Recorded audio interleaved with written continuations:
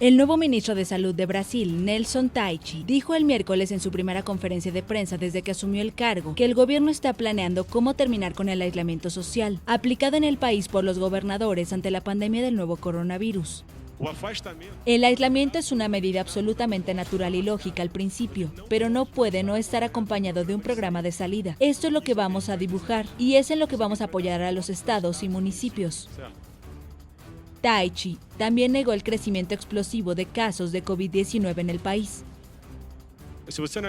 Si analizan los muertos por millones de personas, el número en Brasil es de 8,17, Alemania tiene 15, Italia tiene 135, España 255, Reino Unido 90, Estados Unidos 29 y nuestros números son menores. Nosso número é dos melhores. El gobierno de Sao Paulo, el estado más poblado de Brasil, con casi 46 millones de personas, anunció el miércoles que prevé reabrir gradualmente y por sectores su economía a partir del 11 de mayo.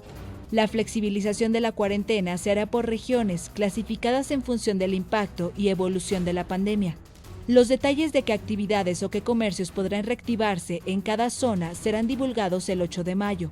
Otros estados del país, como Río de Janeiro o Minas Gerais, también están preparando medidas para flexibilizar la cuarentena.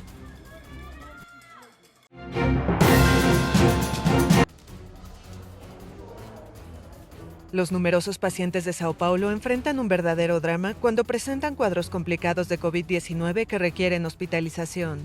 100% de ocupación. Hay un 100% de ocupación, solo hay una cama cuando le dan el alta a alguien o cuando hay un muerto. Entonces tenemos una ocupación del 100% porque por cada alta que damos hay 100 solicitudes. 100 solicitaciones. El Hospital de Infectología Emilio Rivas es el primero de la red pública de Sao Paulo en saturarse por la propagación del nuevo coronavirus, que en Brasil ya dejó más de 2.700 muertos, más de un tercio de ellos solo en este estado.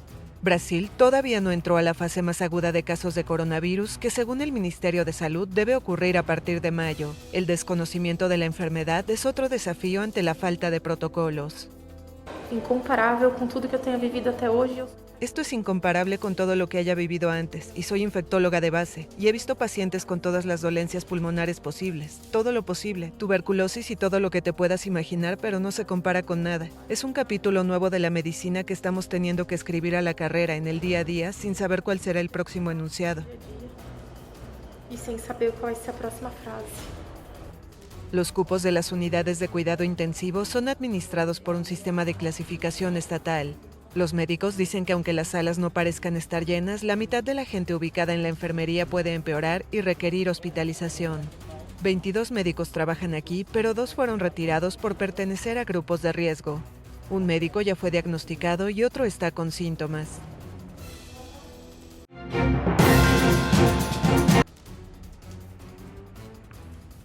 Manaus, la capital del selvático estado brasileño Amazonas, vive un caos sanitario por el nuevo coronavirus.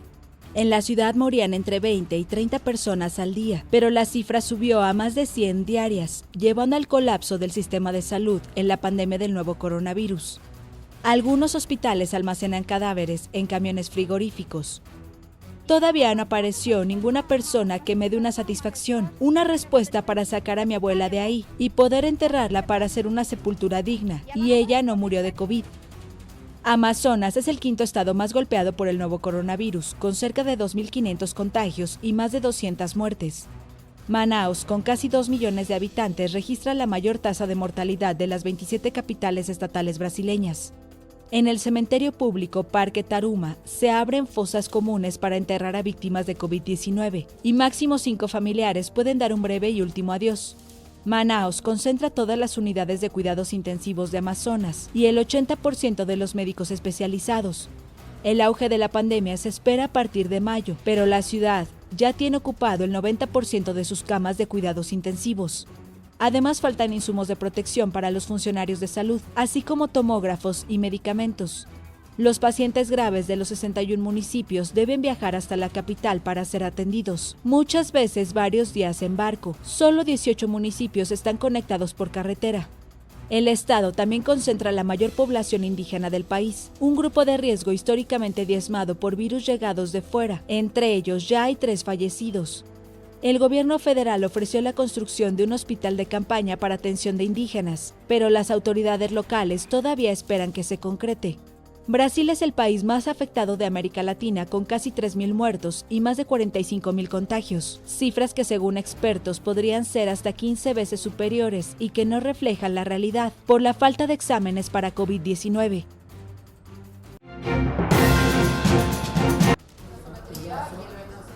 Un sobreviviente que quiere ayudar a otros a vivir. Roberto Canessa fue uno de los 16 uruguayos que quedaron vivos luego de la tragedia aérea en los Andes chilenos en 1972. Hoy es cardiólogo pediátrico y ante la crisis por la pandemia del nuevo coronavirus decidió poner manos a la obra. Cuando yo veía en el mundo que la gente se moría de sed de aire, me hacía acordar la montaña cuando veía a mis amigos que no podían respirar más. Y dije, no, esto no me puede pasar de vuelta. Canessa desarrolló primero un ventilador mecánico rudimentario llamado charrúa, inspirado en un aparato israelí. Luego se asoció con médicos e ingenieros en robótica para desarrollar una versión más sofisticada a la que llamaron Genoa. El laboratorio de neonatología de la Universidad Pública está probando los aparatos. Nosotros ponemos un modelo de cerdo recién nacido en forma experimental en una situación de CTI y podemos monitorizar todas las variables que usualmente uno puede estudiar para saber cómo se comportan las enfermedades. Los ventiladores cuestan alrededor de $1.200, un precio bajo comparado con los tradicionales, y son financiados por donantes privados. De ser aprobados, podrán ayudar a los hospitales si se disparan los casos de coronavirus en Uruguay. Pero Uruguay no tiene posibilidad de hacer respiradores. Entonces dije, bueno, vamos a hacerlo.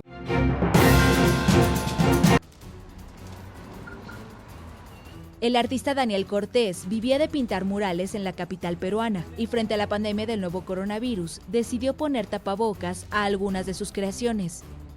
Que el mural ya tenía un deterioro bastante marcado en la cara del personaje, entonces es como si el muro nos estuviese diciendo que tenemos que hacer algo frente a principalmente la coyuntura y a recuperar los espacios.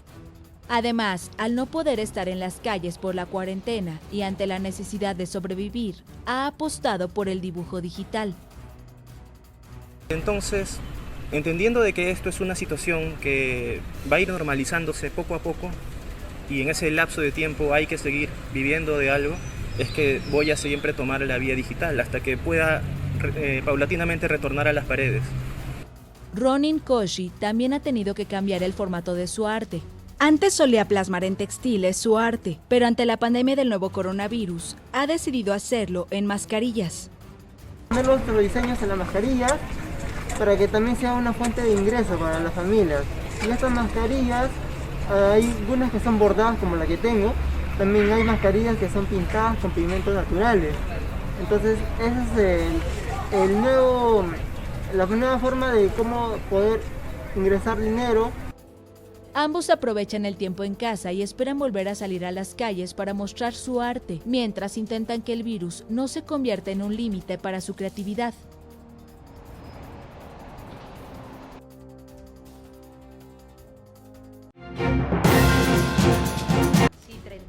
El Congreso español ratificó la prórroga del estado de alarma hasta el próximo 9 de mayo. Los nuevos casos de contagio de coronavirus se han estabilizado en los últimos días, pero el gobierno aboga por la prudencia para comenzar a flexibilizar las medidas de confinamiento. Los primeros beneficiados van a ser los más pequeños.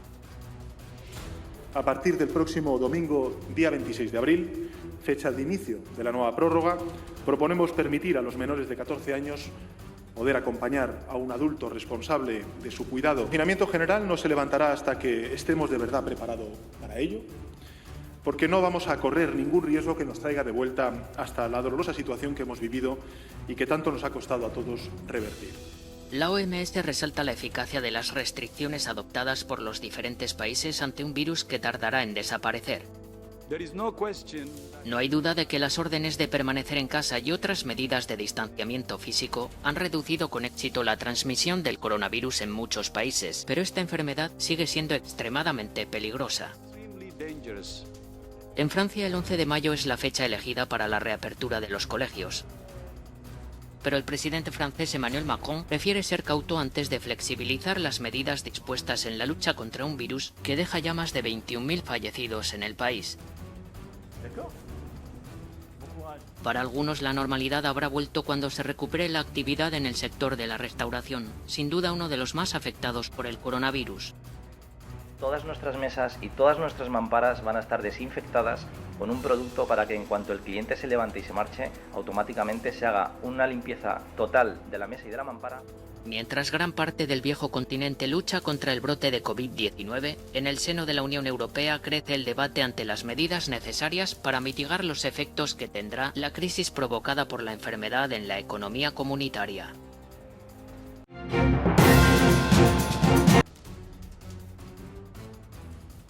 Más de 180.000 personas han muerto en el mundo debido al coronavirus, de acuerdo con un balance realizado por la AFP a partir de fuentes oficiales y actualizado el miércoles por la tarde. La Organización Mundial de la Salud advirtió que la batalla contra la COVID-19 está lejos de terminar.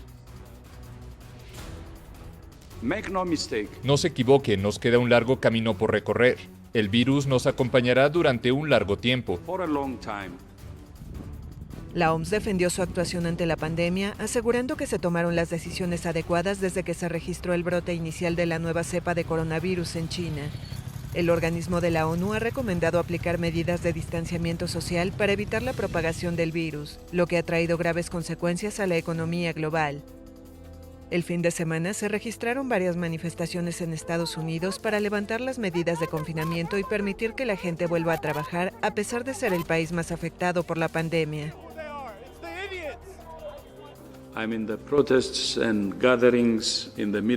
Las protestas y concentraciones en medio de la pandemia no ayudarán, solo alimentarán el brote. Debemos usar varias formas de comunicación con nuestros ciudadanos. Sabemos cómo comunicar y ayudarles a entender.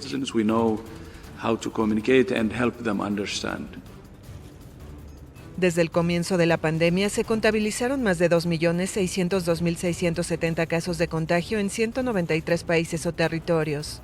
Sin embargo, la cifra de casos diagnosticados positivos solo refleja una parte de la totalidad debido a las políticas dispares de los diferentes países para diagnosticar los casos. Algunos solo lo hacen con aquellas personas que necesitan una hospitalización.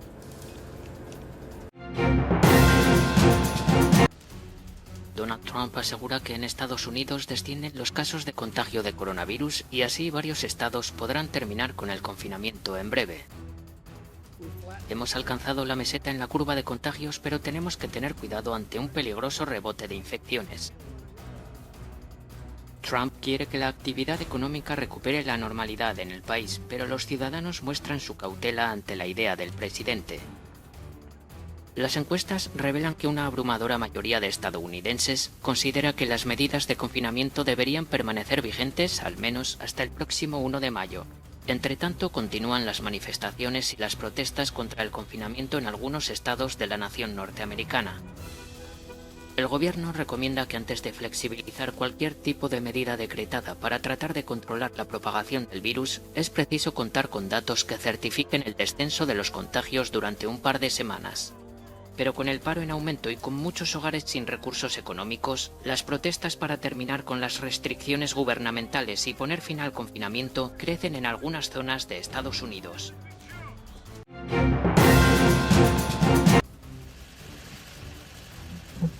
El presidente de Estados Unidos, Donald Trump, dijo el miércoles que firmó un decreto para limitar temporalmente la inmigración legal hacia su país. El martes había precisado que la orden aplica para personas que buscan residencia legal y que sería por 60 días. Esto va a asegurar que los desempleados estadounidenses de todos los ámbitos sean los primeros en la línea para los trabajos cuando la economía reabra. Será crucial preservar los recursos de salud para los pacientes estadounidenses. Tenemos que cuidar a nuestros pacientes, tenemos que cuidar a nuestros trabajadores estadounidenses. Y eso es lo que estamos haciendo. La crisis sanitaria de COVID-19 ha provocado que desde marzo, más de 22 millones de personas soliciten subsidios de desempleo. La orden afecta a personas que estén fuera de Estados Unidos y que no tienen visa válida en este momento. No aplica para residentes permanentes, personal médico que pida una visa para ayudar a la lucha contra el coronavirus, ni a cónyuges de estadounidenses o hijos menores de 21 años. Se estima que este decreto bloquearía unas 52,000 solicitudes de tarjeta verde o Green Card para la residencia permanente. La orden no limita el derecho de asilo o estatuto de refugiado y que será efectiva a las 23:59 del 23 de abril de 2020. Pero Trump afirmó que la medida puede ser modificada y que en un mes el gabinete examinará otros programas de visas. El presidente también criticó al gobernador de Georgia, Brian Kemp, que autorizó la apertura desde el viernes de gimnasios, peluquerías y otros pequeños negocios. Le dije al gobernador de Georgia, Brian Kemp, que estoy completamente en desacuerdo con su decisión de abrir ciertos negocios que violan las pautas de la fase 1 de la guía. Para la increíble gente de Georgia, son personas increíbles. En tanto, en Richmond, Virginia, hubo una nueva protesta pidiendo el fin del confinamiento, muchos apoyando a Trump en momentos en que busca reelegirse y que se manifiesta a favor de la reapertura económica, factor que era su eje de campaña hasta antes de la pandemia y que tocó el nervio sensible de su base conservadora con las nuevas medidas migratorias anunciadas. Estados Unidos es epicentro de la pandemia de coronavirus, con cerca de 46,000 muertos y más de 826,000 contagiados.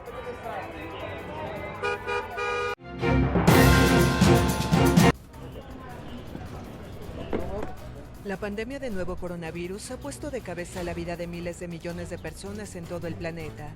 Preocupados por su salud, por su familia o por el futuro económico, son muchos los que sufren ansiedad y depresión. Pero para quienes están en la primera línea de batalla, la nueva realidad es increíblemente dura.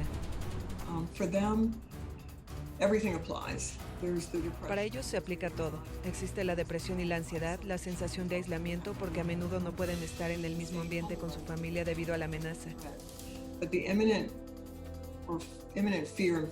Pero el miedo inminente y el riesgo físico para su salud debido al coronavirus es muy real y estamos empezando a ver que muestran señales de trauma,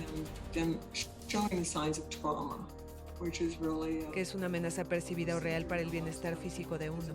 Y eso será algo que también tiene consecuencias de largo alcance. Un estudio publicado este mes en el Journal of the American Medical Association revela que mientras lidian con los mismos cambios en la sociedad y los factores de estrés emocionales de todo el mundo, los profesionales de la salud tienen un riesgo de exposición mayor, cargas de trabajo extremas, dilemas morales y un ambiente laboral a veces desconocido. Además, al menos una treintena de empleados de hospitales públicos neoyorquinos murieron debido a la COVID-19, según cifras oficiales difundidas el viernes pasado. Todo lo que vemos, todo lo que hemos hecho, que nos va a hacer, la experiencia de la muerte y de morir. La mayoría de la gente no ha visto la muerte de esta manera. Que se mueran un par de personas bajo tu cuidado por día, eso no es normal. Ni siquiera es normal ver a alguno de vez en cuando cuidamos pacientes normalmente. Muchos hospitales, como el Mount Sinai, intentan responder todas las preguntas del personal. Crearon líneas telefónicas de salud mental abiertas 24 horas. Ofrecen grupos de apoyo virtuales y clases de meditación, yoga o tai chi.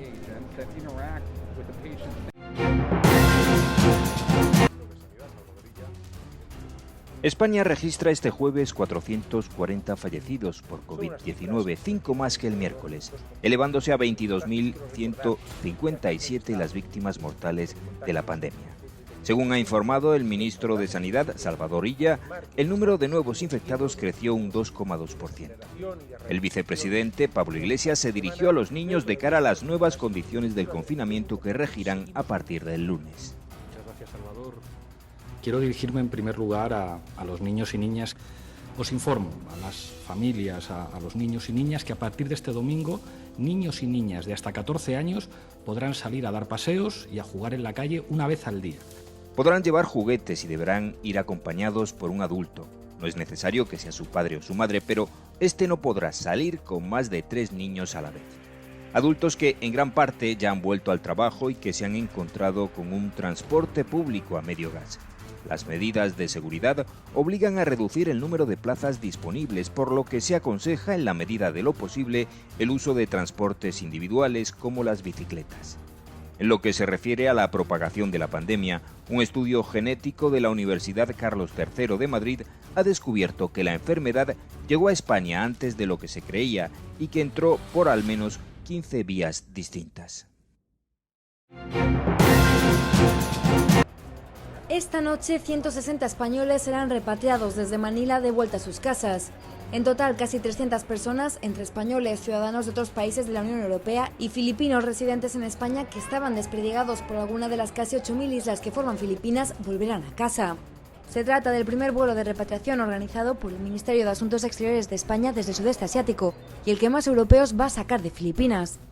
Pero llegar al aeropuerto de Ninoy Aquino de Manila para poder abordar ha sido una odisea. Lanchas rápidas, buques de la Guardia Costera, coches y aviones han sido los medios de transporte para muchos aquellos que se encontraban en alguna isla paradisíaca del archipiélago. La colaboración de las autoridades filipinas ha sido imprescindible para lograr la mayor evacuación de turistas en el país.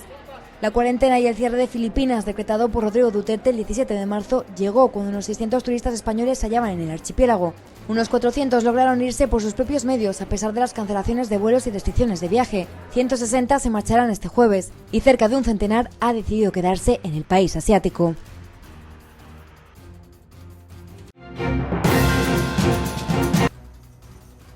Podrán salir hasta 3 niños acompañados siempre por un adulto que conviva con ellos, y no solo podrán pasear, sino que también podrán correr, saltar y hacer ejercicio sin alejarse más de 1 kilómetro de casa y respetando el distanciamiento social aconsejado por las autoridades sanitarias.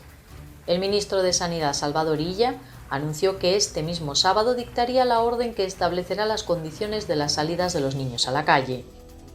Desde la Secretaría de Estado de Derechos Sociales, de la que depende la Dirección General de Infancia, se ha abierto la posibilidad de que pueda emitirse antes, ya que el borrador que han elaborado varios ministerios está prácticamente acabado.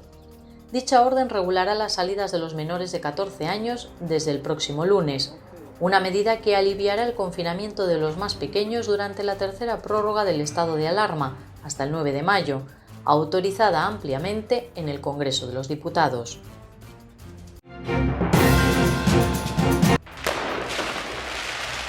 En Francia, los suburbios están en llamas con incidentes violentos en las afueras de París y otras ciudades. A pesar de la gravedad de la situación, el ministro del Interior, Christophe Castaner, considera que la situación no es comparable a la de 2005. Emboscadas a la policía y una escuela incendiada son algunos ejemplos de la violencia urbana desatada desde el pasado sábado. Este es el lugar del accidente que desencadenó esta última ola de violencia, nos explica Annelise Borges, corresponsal en París. Justo aquí, un motorista de 30 años se estrelló contra un coche de policía. Los testigos aseguran que la policía abrió deliberadamente la puerta para hacerle daño. Mientras, en el barrio se respira una tensa calma. Ha habido muchos más incidentes. Aquí cerca vive un chico joven que recibió 8 disparos porque se negó a que la policía le cacheara. Queremos ser iguales, porque eso es lo que resume a Francia: libertad, igualdad, fraternidad, pero no sentimos que nos traten como a iguales. En los suburbios, especialmente en las zonas difíciles, eres un ciudadano de segunda categoría, aún peor si eres árabe, negro o musulmán. Las medidas de confinamiento por el COVID-19 dificultan aún más la situación en los barrios pobres y los bancos de alimentos han tenido que multiplicar el reparto de víveres.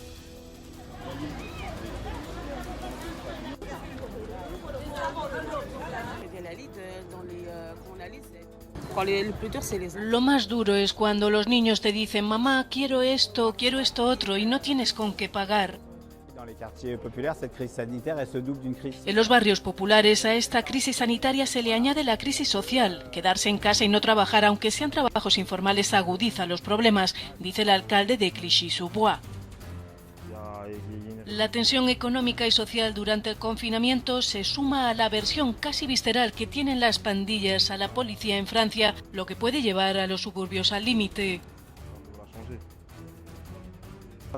Para mí estos disturbios no son solo un motín, dice un joven periodista de este barrio. Es un grito, una llamada de socorro al gobierno, al Estado, al presidente de la República. Puede que no sea la mejor manera de hacerlo, pero es la única forma que muchos tienen de ser escuchados. La guerra contra el virus aquí se ha convertido en guerrilla urbana. ¿Seguirán los incidentes en los suburbios de Francia durante el Ramadán?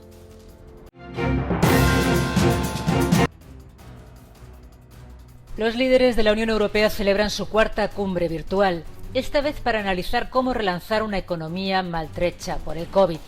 Está previsto que den su visto bueno al plan de 540 millones acordado por el Eurogrupo para ayudar a las empresas, los empleos y la sanidad. ¿Pero cómo financiar la reconstrucción? Los Países Bajos han moderado el tono, pero siguen rechazando los eurobonos. Italia, que los consideraba esenciales, se muestra abierta a otras ideas. Y el gobierno español ha presentado una nueva propuesta para crear un fondo de 1,5 billones de euros anclado en el presupuesto comunitario. Las propuestas que están sobre la mesa y que tienen más posibilidades de éxito son las que pasan por la Comisión Europea. Son las que hablan de préstamos en lugar de subvenciones, porque un préstamo implica que el dinero volverá algún día. Y finalmente, son las que buscan obtener el dinero a través de los mercados, en lugar de hacerlo a través de los Estados miembros. En la cumbre también se analizará el papel que puede jugar el próximo presupuesto plurianual de la Unión Europea. Ya antes de la crisis era objeto de controversia, pero la pandemia está llevando a algunos gobiernos a replantearse su posición. Es el caso de Alemania, que se dice dispuesta a contribuir mucho más y a estudiar nuevas medidas de solidaridad.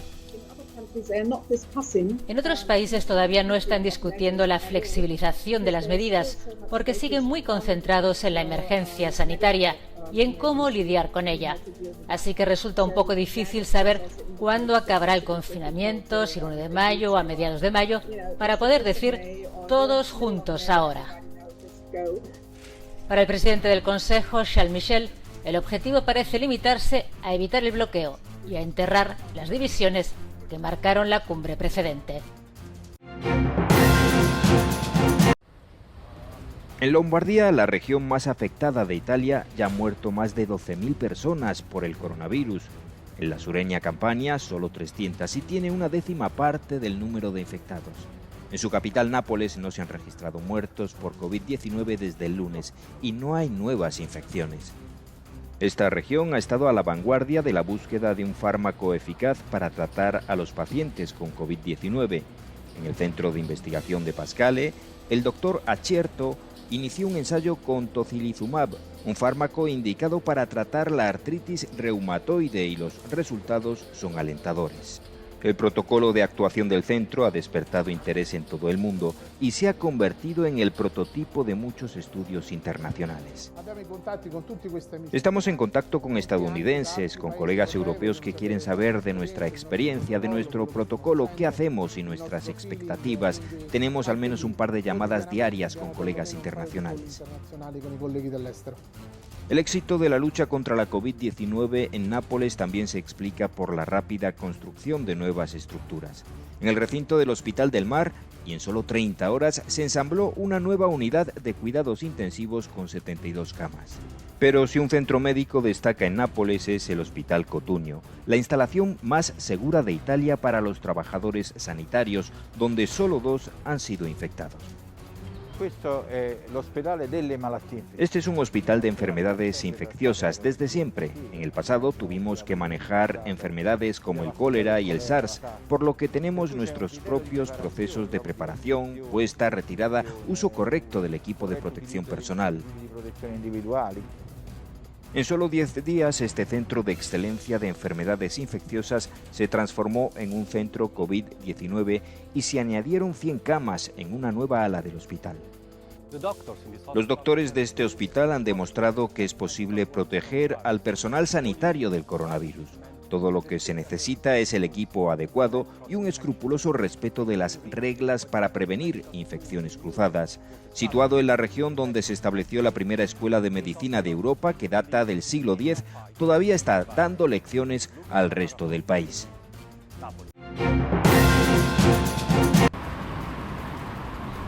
Hace 10 años Grecia fue tachada como el enfermo de Europa y tuvo que someterse a un programa de rescate. Tuvo que vencer una crisis financiera que amenazaba el estatus económico de sus socios europeos. Ahora, con un excepcional bajo número de casos y muertos de COVID-19, las autoridades griegas dicen que el país es un ejemplo de cómo se gestiona una crisis. Conseguimos contener el brote porque actuamos muy rápido e impusimos el confinamiento muy pronto. Y estamos impresionados de cómo la gente lo respetó, a pesar de un espíritu de inconformidad. Una década de durísima austeridad ha enseñado al pueblo griego a sacrificarse para asegurarse un futuro mejor. El gobierno griego tuvo que actuar rápido. El sistema sanitario estaba corto de recursos y de personal, por lo que no podría hacer frente a una oleada de casos de COVID-19. Creo que el sistema político y la sociedad griega han demostrado estar mejor preparados para detectar el estallido de una crisis que en otros países de Europa. También saben que hay que actuar rápido, no ven esta crisis como una excusa para imponer medidas duras. Los programas de ajuste que sacaron a Grecia de la crisis financiera también permitieron la digitalización del Estado griego, con servicios públicos online como los que usa Protección Civil y Hacienda. Eso permitió que la administración siguiera funcionando durante el confinamiento.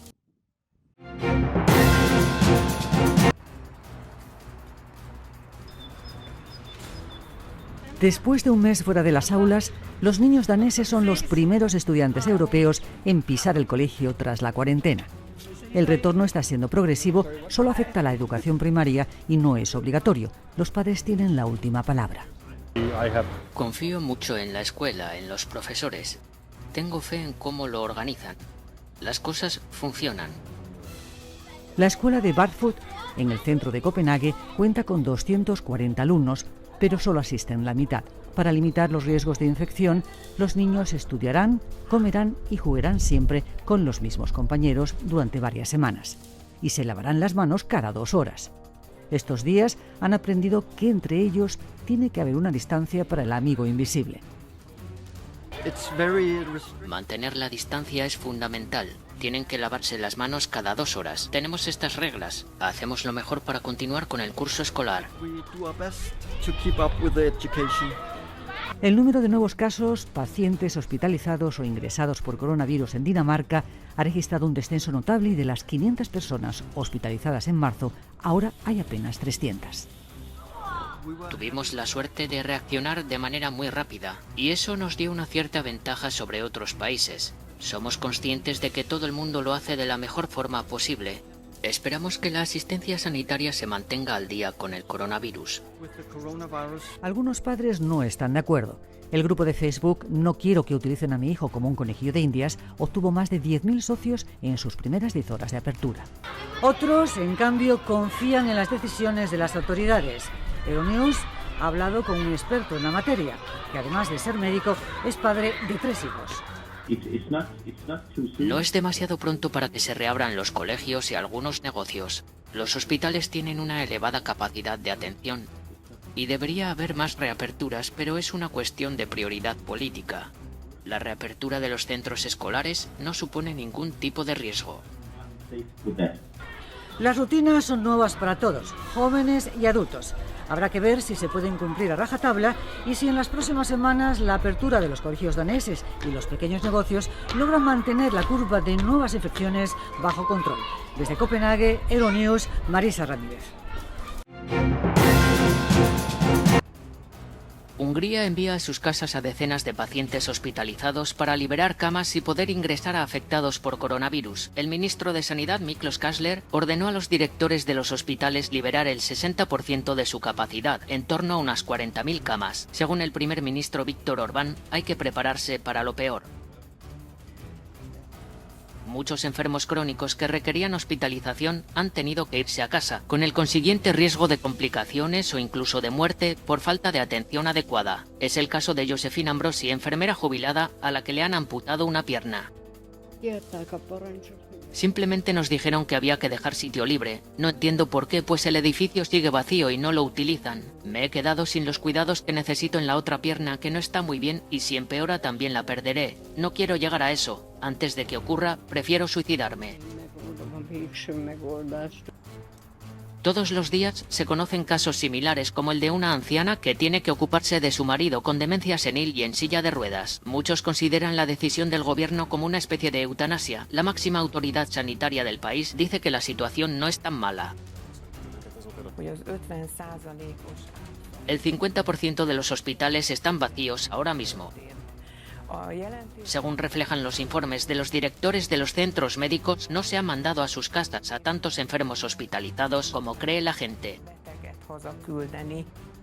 El gobierno pretende contar con 8.000 ventiladores en mayo.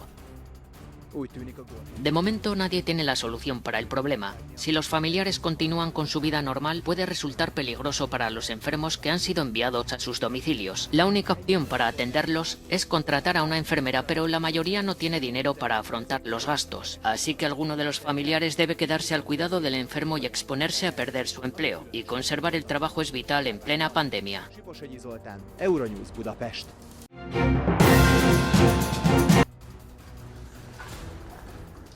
China informó el jueves que aportará $30 millones adicionales a la Organización Mundial de la Salud.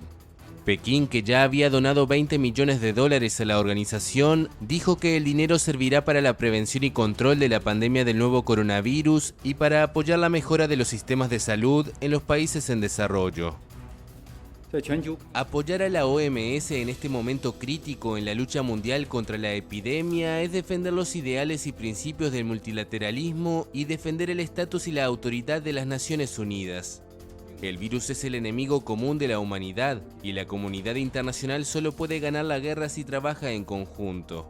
La contribución de China a la OMS refleja el apoyo y la confianza del gobierno y el pueblo chino a la OMS, así como su contribución a la causa de la salud pública mundial y la lucha global contra la epidemia.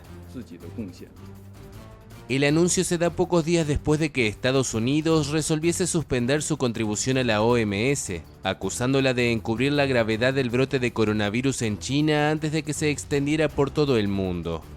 Washington es el principal financiador de este organismo del sistema de Naciones Unidas, al que otorgó $400 millones el año pasado.